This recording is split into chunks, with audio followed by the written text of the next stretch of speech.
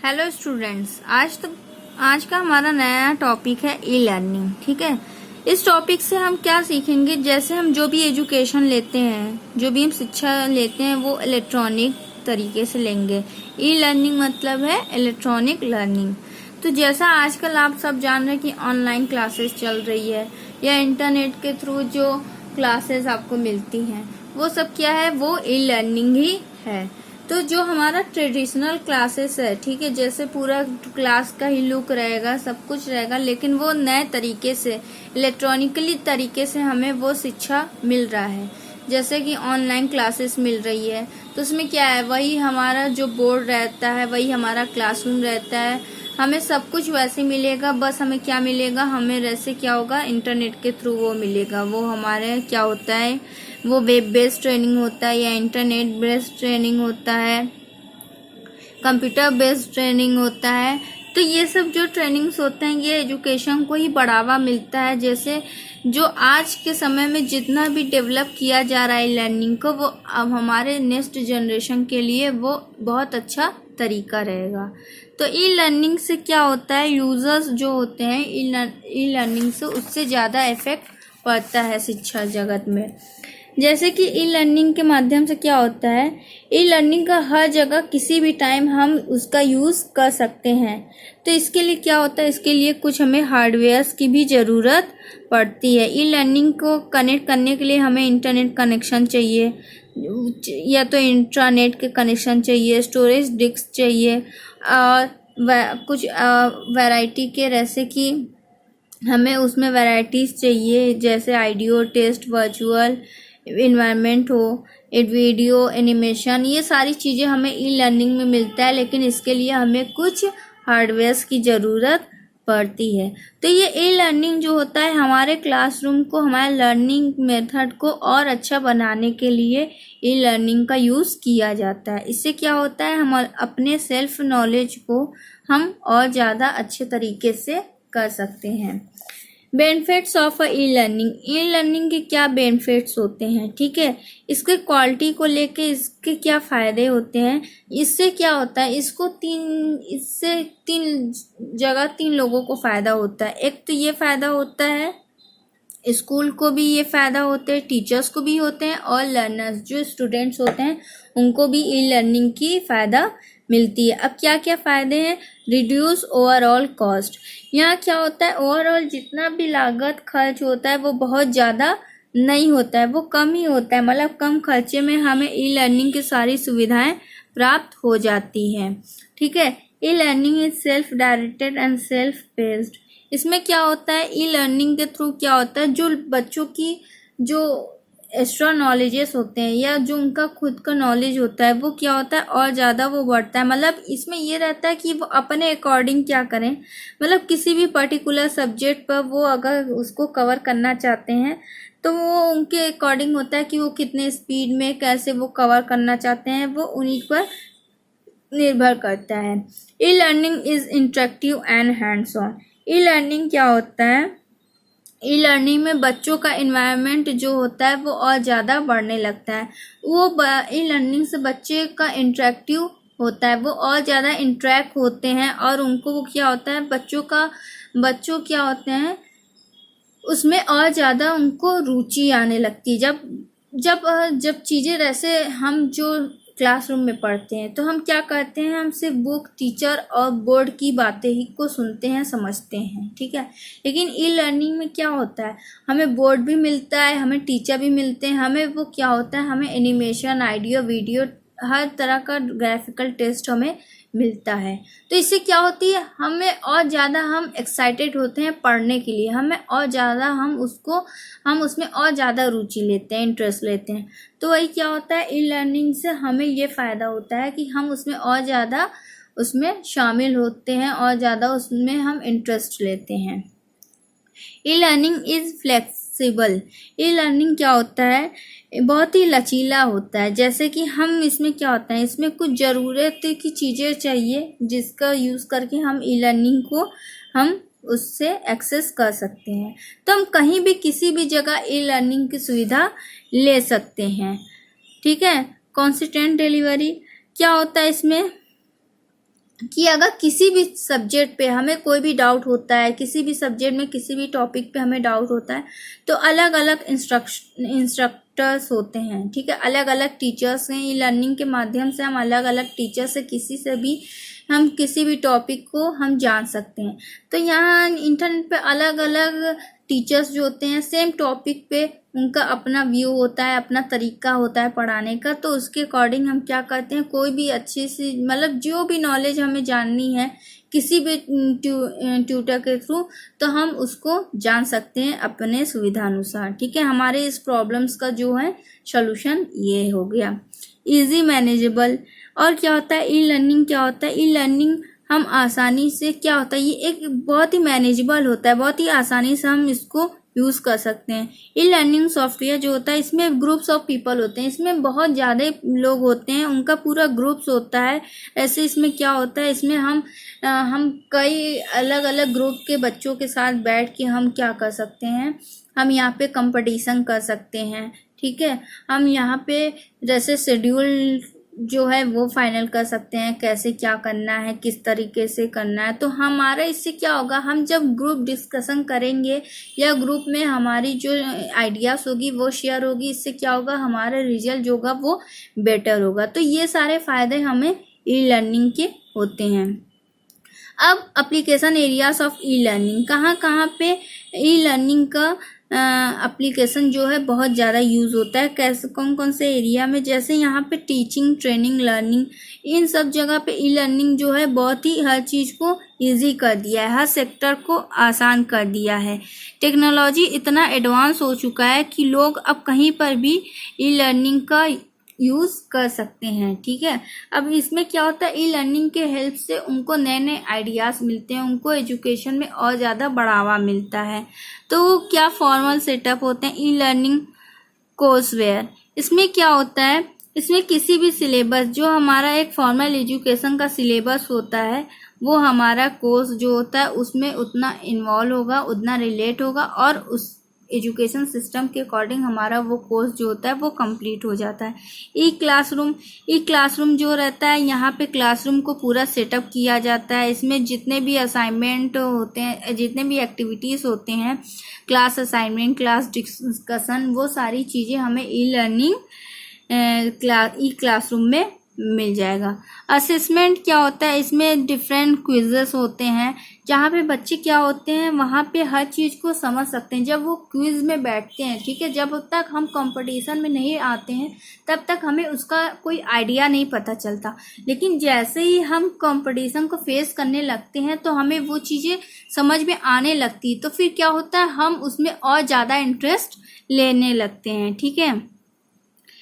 ई stimulation, इसमें क्या होता है, इसमें सारी चीज़ें, हर कॉन्सेप्ट को क्लियर कर दिया जाता है, वो या तो प्रैक्टिकल हो या फिर थ्योरिकल हो, हर प्रॉब्लम्स को यहाँ फेस कराया जाता है, ठीक है। डिफरेंट तरीके से, जैसे कि कोई न्यूक्लियर रिएक्शन होता है, केमिकल रिएक्शन होता है, ह्यूमन बॉडी होता है, तो उसको जब हम डायग्राम में उसको हम देखेंगे, या फिर जैसे कि प्रैक्टिकल वगैरह होती है, जब वो चीज़ हमें पिक्चर में दिखता है तो वो चीज़ें हमें बहुत ही आसानी से, बहुत ही अच्छे तरीके से समझ में आ जाता है।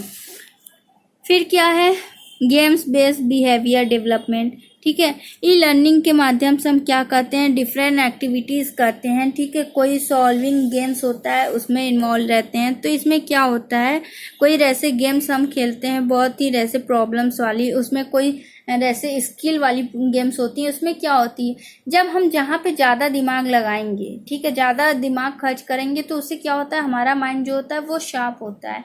तो जितना ज़्यादा दिमाग हम खर्च करेंगे उतना ज़्यादा हमारा दिमाग जो होगा वो और ज़्यादा विकसित होगा। तो ये सारी चीज़ें होती हैं जहाँ पर यहाँ पर ई लर्निंग का बहुत ज़्यादा यूज़ किया जाता है, ठीक है।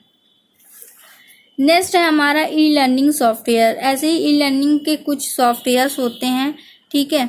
इस सॉफ्टवेयर्स होते हैं जिनका यूज़ करके स्टूडेंट जो कि ई लर्निंग का पूरा फ़ायदा उठा सकते हैं। फिर नेक्स्ट हमारा आता है ई बैंकिंग। अब यहाँ पे जैसे घर बैठे हम ऑनलाइन क्लास ले रहे हैं, उसी तरह घर बैठकर ही हम बैंकिंग से ट्रांजैक्शन क्यों ना करें, ठीक है।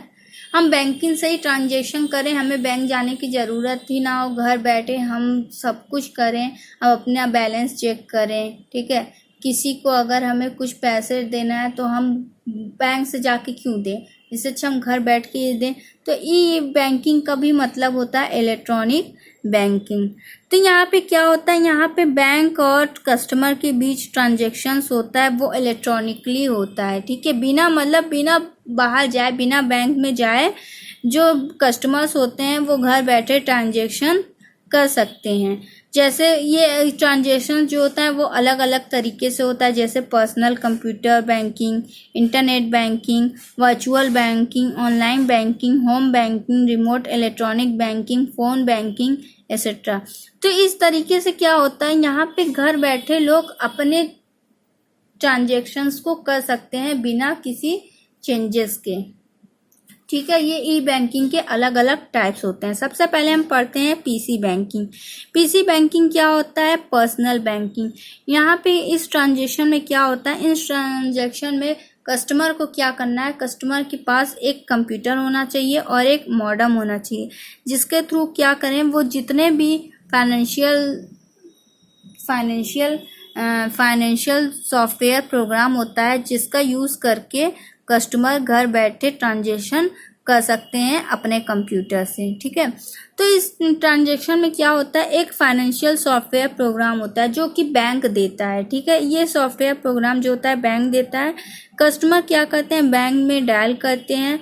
उसमें क्या होता है, कुछ डाउनलोड डेटास जो होते हैं वो डाउनलोड बैंक देता है, उसको डाउनलोड करते हैं, उस प्रोग्राम को रन करते हैं और उससे फिर क्या होता है, घर बैठ के अपने फाइनेंशियल ट्रांजेक्शन्स को कर सकते हैं। इंटरनेट बैंकिंग क्या होता है, इंटरनेट बैंकिंग को हम कभी कभी ऑनलाइन बैंकिंग भी कहते हैं। इसमें क्या होता है, इसमें ये होता है कि जितने भी बैंक के एक्टिविटीज़ होते हैं, जैसे transferring fund, paying bills, weaving, checking, saving accounts, अपने अकाउंट बैलेंस को चेक करना, कोई फंड को ट्रांसफ़र करना, कोई बिल को पे करना, ठीक है, कोई भी ऐसे कुछ भी फाइनेंशियल डॉक्यूमेंट्स को ख़रीदना या उसको डिपॉजिट करना, ये सब काम घर बैठ के किया जा सकता है इंटरनेट बैंकिंग से।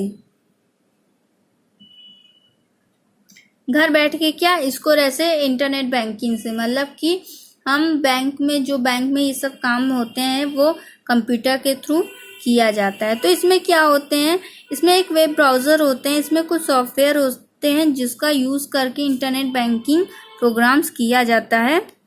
इसमें वर्ल्ड वाइड वेब सर्वर का यूज़ किया जाता है। ये यूज़र अपने पीसी से नहीं कर सकता। ये इंटरनेट बैंक जो होता है वर्चुअल, साइबर या नेट इंटरेक्टिव और वेब बैंक भी कहा जा सकता है, जो बैंक जो होता है यूज़ करता है, मतलब बैंक जो इस कंप्यूटर का यूज़ करके वो वर्क करते हैं, ये सब काम को वो करते हैं बैंक में बैठकर, ठीक है। फिर उसके बाद आता है मोबाइल बैंकिंग। मोबाइल बैंकिंग जो होता है, जो आजकल के लोग मोबाइल से अपना ई बैंकिंग करते हैं, ठीक है, मोबाइल से हर ट्रांजेक्शन्स को करते हैं, वो होता है मोबाइल बैंकिंग। इस सर्विस में क्या होता है, mobile banking wireless internet based service होता है। इसमें क्या होता है, कस्टमर्स अपने मोबाइल से, जैसे कि मोबाइल डिवाइस, मोबाइल फ़ोन से जैसे वो कनेक्ट करके यहाँ पे इंटरनेट की हर फीचर्स को, हर सर्विस को एक्सेस करते हैं। तो इसमें क्या होता है, इंटरनेट बैंक ऑफर क्या करता है, कुछ सर्विसेज ऑफर करता है, मतलब बिना बैंक में जाए घर बैठ के आप कोई भी काम कर सकते हैं। जैसे यहाँ पे कोई भी अगर कस्टमर क्या होता है, कस्टमर बैंक के लिंक को अपने फ़ोन से लिंक कर लेता है, ठीक है, और यहाँ पे सारे ट्रांजेक्शन्स करते रहते हैं। तो यहाँ पे जो भी इंफॉर्मेशन वगैरह होती हैं, यहाँ बैंक जो होता है कस्टमर के मोबाइल से हो जाता है। तो यहाँ कस्टमर अपने मोबाइल से बैंक जाए बिना ही ट्रांजेक्शन्स करते रहते हैं। इंटरनेट बैंक जो होते हैं ये क्या करते हैं, ये ट्रांजेक्शनल कॉस्ट जो होता है यहाँ पे बहुत लो कॉस्ट चेकिंग होता है, मतलब यहाँ पे ज़्यादा चीज़ें नहीं होती है। इंटरनेट बैंक के माध्यम से सर्टिफिकेट जो डिपॉजिट किया जाता है, इसमें भी इंटरनेट बैंकिंग में कोई लिमिटेड नहीं रहता है, ठीक है, कोई फिजिकल साइट नहीं होता है, कोई फिजिकल ब्रांचेस नहीं होता है। यहाँ पे क्या होता है, आप कहीं से भी, आप किसी भी बैंक से कनेक्ट होके आप अपने चीज़ों को कर सकते हैं, ठीक है। यहाँ जैसे कि यहाँ क्या होता है, जैसे आप कोई भी इंक्वायरी लेना चाहते हैं, आप बैंक के लिए इंक्वायरी ले सकते हैं। World wide connectivity, world wide से कनेक्ट होके आप इजीली क्या कर सकते हैं, डेटा को ट्रांजेक्शन कर सकते हैं। ठीक है, कोई भी उसकी हिस्टोरिकल, कोई भी उसकी अगर नॉलेज चाहिए आप घर बैठे कर सकते हैं। यहाँ पे डायरेक्ट जो कस्टमर होते हैं वो डायरेक्ट जो होते हैं, किसी भी कोई भी फंड होता है कहीं से भी, यहाँ पे ये डायरेक्ट फाइनेंशियल से जुड़ सकते हैं, बैंक से जुड़ सकते हैं। फिर उसके बाद आता है opening and E banking account. E banking account क्या होता है, ई बैंकिंग अकाउंट ओपन करना है, ठीक है, इलेक्ट्रॉनिक बैंकिंग अकाउंट ओपन करना है। तो क्या होता है, इसमें कस्टमर को क्या करना रहता है, जैसे इसमें बैंक में जाकर क्या होगा, सिंपली कोई सॉफ्टवेयर होगा, उस सॉफ्टवेयर को वहाँ से लेके पासवर्ड लेकर जैसे अपने बैंकिंग, अपने मोबाइल से उसको कनेक्ट करना है। या कोई पेपर वर्क होता है, जैसे कोई पेपर वर्क होता है, उस पर कस्टमर्स क्या करते हैं, कस्टमर्स उससे ज्वाइन होने के लिए कुछ पेपर वर्क को कंप्लीट करते हैं। ठीक है, कोई पेपर का काम करना है, जैसे उनको ये देना है ना कि हम बैंक से जुड़ना चाहते हैं या हमें ये चीज़ें चाहिए, हमें सॉफ्टवेयर की ज़रूरत है, कोई पासवर्ड वगैरह मांगने के लिए यहाँ पे कुछ पेपर वर्क होता है जो कि यहाँ पे बैंक से किया जा सकता है। तो अगर कोई भी कस्टमर एक दो बार बैंक जाके ये काम करता है तो फिर वो क्या होता है, ई बैंकिंग से वो जुड़ जाता है, उसको बार बार बैंक जाने की ज़रूरत नहीं होती। जब आप कोई भी नया अकाउंट ओपन करते हैं तो क्या करते हैं, आप एक बार जाके जो भी फॉर्मेलिटीज़ होती हैं, पेपर वर्क होती हैं, आप जाकर उसको बैंक में करते हैं। तो उससे क्या होता है, आपकी अगर अकाउंट ओपन हो गया है तो कोई भी जाके आपका ट्रांजेक्शन्स वगैरह करता है। तो ये नहीं है कि जिसका अकाउंट है वही जाके करेगा, कोई भी जाके कर सकता है। लेकिन जब एक बार आप बैंक में ओपन करवाते हैं अपना अकाउंट तो आपको एक बार जाना ही पड़ता है। वही फॉर्मेलिटीज़ यहाँ पे भी करना होता है कि आपको एक बार जाना पड़ेगा, फिर उसके बाद आप कहीं से भी कोई भी ट्रांजेक्शन्स कर सकते हैं। नेक्स्ट आता है ई शॉपिंग। ई शॉपिंग क्या होता है, आजकल तो आजकल का जो समय है वो तो अब कुछ नया हो गया है। तो अब लोग क्या करते हैं, ई शॉपिंग करने लगते हैं, मतलब घर बैठे इलेक्ट्रॉनिकली शॉपिंग कर रहे हैं। अब क्या लगता है, लोगों को बाहर जाना, उतना समय देना, फिर चीज़ों को चूज़ करना, वो उनको अब अच्छा नहीं लगता है। तो अब घर बैठ के हर चीज़ को वो खरीद सकते हैं, किसी भी शॉप से, किसी भी कंप्यूटर के सामने बस साइट ओपन करके आप जो भी सामान लेना चाहते हैं आप उसको ले सकते हैं। ठीक है, अलग अलग कंपनीज होते हैं, अलग अलग ऑनलाइन स्टोर्स होते हैं, उसमें अलग अलग वैरायटी के आइटम्स होते हैं जो कंज्यूमर्स, जो कस्टमर्स जो खरीदते हैं। क्या क्या ऑनलाइन प्रोडक्ट मिलते हैं, जैसे बुक, क्लॉथिंग, हाउस होल्ड, ठीक है, ये इन सारी चीज़ों का जैसे कि और भी सब चीज़ें हैं जिनका की अलग अलग वैरायटी मिलती हैं, जिसको लोग क्या करते हैं, ऑनलाइन खरीदते हैं। ऑनलाइन शॉपिंग जो है आजकल बहुत ज़्यादा पॉपुलर हो रहा है, इसके भी कुछ रीजंस हैं कि क्यों पॉपुलर हो रहा है।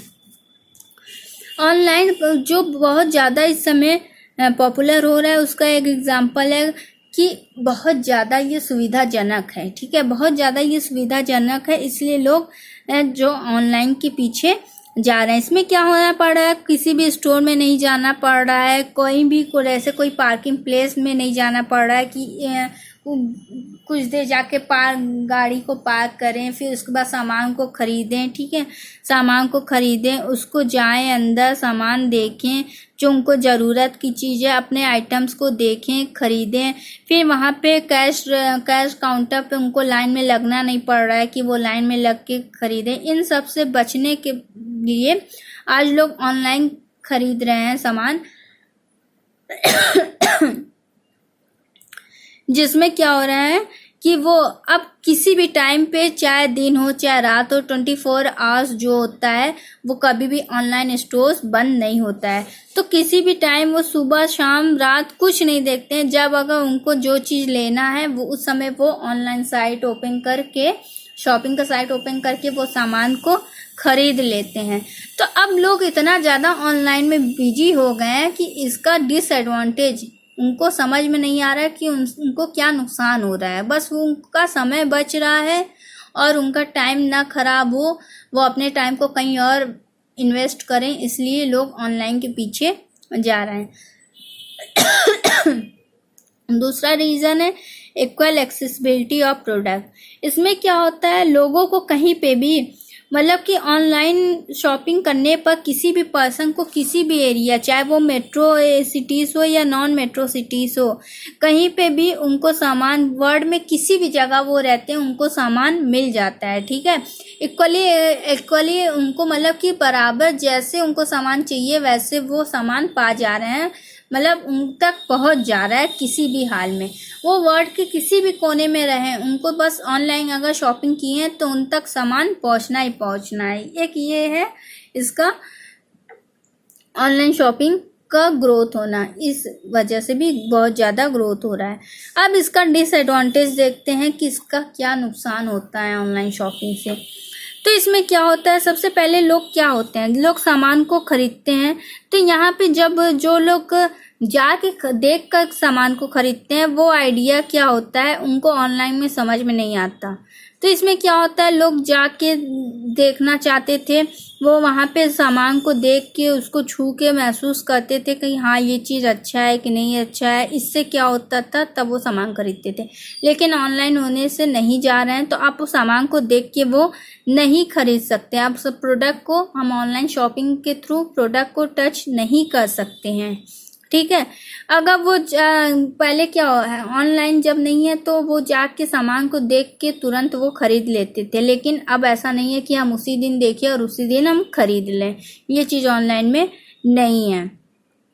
और अब क्या होता है, अब लोग क्या होते हैं, अब लोग जैसे कि परेशान हो जाते हैं, ये जैसे कि अब क्रेडिट कार्ड से अगर पेमेंट करना है तो क्रेडिट कार्ड का इंफॉर्मेशन और जो भी सामान वो खरीद रहे हैं, अब इससे क्या है, उनको खतरा बहुत ज़्यादा है। इससे क्या होता है, उनके इंफॉर्मेशंस को, उनके चीज़ों को हैकर्स जो हैं वो चोरी कर सकते हैं इंफॉर्मेशन के थ्रू, तो ये अब उनको नुकसान होता है। फिर दूसरा रीज़न ये है कि कस्टमर्स जो होते हैं, अब इनको ये भी चीज़ है कि जो वेबसाइट में जो पिक्चर देखें, जिस भी सामान का जो पिक्चर देखें वो सामान वैसे ही लुक नहीं देता है। तो इससे क्या होता है, कभी क्या होता है क्वालिटी जो होता है बहुत ही ख़राब हो जाता है या कलर में चेंजेस हो जाता है, तो ये इसका एक डिसएडवांटेज है। जो सामान लोग खरीदते थे, ठीक है, वो क्या होते हैं, जब बाहर से खरीदते हैं जाकर तो वो चेक कर लेते हैं फिट है कि नहीं है, उसको वो ट्राई कर लेते हैं। जैसे कोई सामान खरीदते हैं उसको, जैसे कोई कपड़े खरीदते हैं तो उसको वो ट्राई कर लेते हैं कि हाँ ये उनके फिट का है। लेकिन ये चीज़ ऑनलाइन में नहीं है। ऑनलाइन में जो सामान आ गया अगर आपके फिट में नहीं है तो फिर उसको वापस करना, ठीक है, वापस करना, अगर होता है तो ठीक है, नहीं हो रहा है तो उसको आपको रखना ही पड़ेगा। तो ये भी क्या है, एक डिसएडवांटेज है। कुछ ऐसे साइट्स अवेलेबल हैं ई शॉपिंग के, जैसे फ्लिपकार्ट, स्नैपडील एक्सेट्रा, ऐसे कुछ साइट्स होते हैं जो ई शॉपिंग कराते हैं। यहाँ पे कुछ साइट्स के नाम दिए हैं।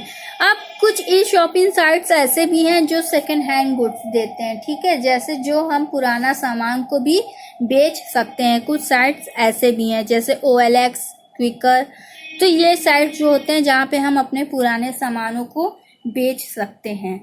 फिर नेक्स्ट टॉपिक हमारा आता है थ्रेट्स एंड सिक्योरिटी कंसर्न, मतलब कुछ खतरा, कुछ सुरक्षा को लेकर हमारी चिंता होती है। तो यहाँ पे जो शॉपर्स होते हैं, यहाँ पे ई लर्निंग के थ्रू हम यहाँ पे क्या होता है, कुछ खतरा भी होता है, कुछ इंफॉर्मेशंस की भी खतरा होती है, कुछ चिंता होती है सुरक्षा को लेकर। तो यहाँ पे क्या होता है, ट्रीट्स क्या होते हैं, इसमें क्या खतरा होता है, जब ऑनलाइन शॉपिंग किया जाता है जो ई शॉपर्स होते हैं उनके क्या होता है, जब जैसे कोई भी सामान को ख़रीदा बेचा जाता है तो उसमें क्या होता है, डेटा को जो बहुत आसानी से एक्सेस किया जा सकता है, यूज़र ID, पासवर्ड, उनके क्रेडिट कार्ड्स, नंबर्स वगैरह होते हैं, ठीक है। वहाँ पे जैसे हमारे सिस्टम में कुछ वायरस भी आ सकते हैं जो हमारे सिस्टम को करप्ट कर सकते हैं, ख़राब कर सकते हैं। अनवांटेड स्पैम आते हैं, जैसे हमें क्या ख़रीदना चाहिए हमें सुझाव देते हैं। फिर क्या होता है, जो हम शॉपिंग करते हैं उसकी पूरी हिस्ट्री, पूरी हैबिट्स जो होते हैं वो आसानी से हैकर्स जो होते हैं उसको हैक कर सकते हैं। फिर हमारे लोकेशन डिटेल्स तक भी पहुंच सकते हैं। सिक्योरिटी कंसर्न्स, हमारी क्या सुरक्षा की चिंता होती है। इसमें क्या होते हैं, इसमें ट्रैकिंग द शॉपर्स, इसका मतलब होता है कि किसी को भी आसानी से किया जा सकता है, उसको वैसे बहकाया जा सकता है। इसमें क्या होता है, जैसे जो भी इंफॉर्मेशन होती है, जैसे इसको बोला जाता है, जो एक ट्रिकिंग द शॉपर्स होते हैं उनको सोशल इंजीनियरिंग टेक्निक भी कहा जा सकता है। मतलब यहाँ पे क्या होता है, शॉपर्स के लिए यहाँ पे क्या होते हैं, जो दुकानदार होते हैं उनके इंफॉर्मेशंस को क्या करते हैं, हैकर्स जो होते हैं उनके इंफॉर्मेशंस को इकट्ठा करते हैं, ठीक है। उनके बिहेवियर को, उनके हर चीज़ पे, मतलब हर चीज़ पे उनके नज़र रहता है कि वो क्या कर रहे हैं, कैसे कर रहे हैं। उनकी जितनी भी सूचनाएं होती हैं, इंफॉर्मेशन होती हैं, सबको हैकर्स जो होते हैं उन सबको इकट्ठा करते हैं। और फिर इससे क्या होता है, हैकर्स ही नहीं, कोई भी ऐसे चोर वगैरह भी होता है, तो जब जो लोग क्राइम करते हैं तो वो किसी भी तरीके का क्राइम हो सकता है, या तो कंप्यूटर क्राइम हो सकता है, या फिर जो लोग ऐसे चोरी वगैरह करते हैं वो क्राइम भी हो सकता है। इसमें क्या होता है, लोग क्या करते हैं, उसके बाद उनको धमकी देना शुरू कर देते हैं किसी भी बात पे। ऐसे कोई भी उनकी इंफॉर्मेशन रख लिए हैं कि किसी तरीके से उन्होंने क्या किया है, कैसे किया है, तो अगर कोई भी इंफॉर्मेशन ले लिए हैं तो उसको क्या है, धमकी के तौर पे वो देते हैं। और इससे क्या होता है, फिर वो अपना मतलब निकालते हैं। नेक्स्ट होता है स्नूपिंग द शॉपर्स कंप्यूटर, ताक झाक। यहाँ शॉपर्स कंप्यूटर को ताका झाका जाता है। जैसे जो भी बिजनेसमैन होते हैं, दुकानदार होते हैं साइट्स के, तो वहाँ क्या होता है, उनके सिस्टम्स को, उनके कंप्यूटर्स को, जैसे अटैकर्स होते हैं, अटैकर्स या हैकर्स क्या होते हैं, उनकी सिक्योरिटी फीचर्स को, मतलब उनके जितने भी सिक्योरिटी फीचर्स होते हैं उन सबको क्या करते हैं, उन सबको चुरा लेते हैं। हमेशा उनका दिमाग, अब जो लोग अगर खुरापाती इंसान होते हैं तो उनका दिमाग तो हमेशा खुरापात करने में लगा रहेगा, सही काम में तो उनका लगेगा ही नहीं दिमाग। तो उसी तरह जो अटैकर और हैकर होते हैं उनका दिमाग हमेशा उन्हीं सब चीज़ों में लगेगा, तो हमेशा वो इधर उधर ताक झाक करते रहेंगे। कोई भी इंफॉर्मेशन बस उनको मिला कि वो तुरंत अपना काम करना शुरू कर देंगे। स्निफिंग द नेटवर्क, अब यहाँ स्निफिंग द नेटवर्क का मतलब होता है नेटवर्क को सूंघना। अब यहाँ पे, अब ऐसा तो है नहीं कि नेटवर्क को सूंघ के कहेंगे कि हाँ ये नेटवर्क यहाँ का है या वहाँ का है, ऐसे तो है नहीं। जो अटैकर्स होते हैं वो क्या होते हैं, कंप्यूटर्स के, शॉपर के कंप्यूटर्स के, उनके सर्वर्स को जो हैं उसको वो लोग क्या करते हैं, उसको भी वो चुरा लेते हैं। जिससे क्या होगा, उनके पर्सनल इंफॉर्मेशंस, मतलब अगर सर्वर की चोरी हो गई तब तो जितने भी इंफॉर्मेशंस होते हैं वो सब भी चोरी चली जाएगी, और उनका क्या होगा, खुद का फिर फायदा होगा, ठीक है। क्रेडिट कार्ड नंबर्स हुआ, उनकी इंफॉर्मेशंस हुए, इन सबको भी लोग चोरी कर लेंगे। गेसिंग पासवर्ड, लोग जो हैकर्स होते हैं वो पासवर्ड भी बहुत ही जल्दी गेस कर लेते हैं। हैकर्स क्या, नॉर्मली कोई भी पर्सन हो, पासवर्ड बहुत ज़्यादा, कुछ लोग होते हैं बहुत ज़्यादा दिमाग लगा लेते हैं पासवर्ड में, और पासवर्ड जो होता है वो गेस कर लेते हैं, और वो उनका गेस जो होता है वो सही हो जाता है। तो यहाँ पे क्या होता है, यहाँ पे यूज़र पासवर्ड को जब कोई भी अटैकर होता है वो उसको गैस कर लेता है, तो यहाँ क्या होगा, गैस कर लेगा तो जाहिर सी बात है सब कुछ ओपन हो गया, तो फिर सब तो उनका हो गया। फिर क्या होता है, फिशिंग। फिशिंग का मतलब क्या होता है जैसे किसी भी, जैसे कि कोई भी रजिस्टर्ड, जो कि रजिस्टर्ड साइट्स होते हैं, जैसे कोई बैंक हुआ, ठीक है, जैसे कोई ऐसे एजुकेशन साइट्स हो गए, ठीक है, वो आपको मैसेज भेजेंगे, वो आपको फ़ोन करेंगे, तो आपको लगेगा कि हाँ ये तो रजिस्टर्ड होता है, ये किसी काम से किया होगा, ठीक है। कोई रजिस्टर्ड बैंक के नाम से कोई फेक मैसेज भेज देता है कि ये बैंक है, इसमें आपको ज़रूरत है, आपके अकाउंट है, उसमें ऐसे ऐसे डॉक्यूमेंट्स चाहिए, ठीक है, आपके एटीएम नंबर चाहिए वगैरह। ये फेक मैसेज होते हैं, ये रजिस्टर्ड साइट से आएंगे, लेकिन मैसेजेस जो होते हैं वो फेक होते हैं, वो ओरिजिनल नहीं होते हैं। इससे क्या होता है, अगर उनको जो भी इंफॉर्मेशन चाहिए अगर वो मिल जाता है तो फिर उससे क्या करते हैं, उससे वो क्या करेंगे, वो तुरंत अपना काम करेंगे। मतलब कि यहाँ पे वो सारी इंफॉर्मेशंस को कलेक्ट करके वो अपना फ़ायदा उठा लेंगे। तो यहाँ पे क्या होता है कि सारी इंफॉर्मेशंस को वो हर जगह देखते हैं, पूरे रजिस्टर्ड साइट्स से जाके वो हर चीज़ को देखेंगे। तो आपके पास फेक मैसेज आएगा या फ़ोन आएगा फेक कि इस बैंक से बोल रहे हैं या इस कंपनी से बोल रहे हैं, ऐसे काम है, ऐसी ज़रूरत है, आपकी इंफॉर्मेशन चाहिए। तो कभी भी अगर ऐसा फ़ोन मैसेज आए तो उसको क्या करना चाहिए, उसको नहीं मानना चाहिए, क्योंकि ऐसे मैसेजेस और जो फ़ोन कॉल्स होते हैं वो फेक होते हैं। अगर कहीं भी आपको किसी में डाउट हो तो आप डायरेक्ट जाके बैंक में, या फिर किसी कंपनी से आ रहा है तो किसी और के थ्रू उस कंपनी में कांटेक्ट कर लें, उस बैंक में कांटेक्ट कर लें। लेकिन ऐसे किसी को भी अपनी कोई भी इंफॉर्मेशन नहीं देना चाहिए। तो इसके साथ क्या होता है, ई शॉपिंग अब ख़त्म होता है। नेक्स्ट होता है ई रिजर्वेशन, इसको हम नेक्स्ट क्लास में पढ़ेंगे।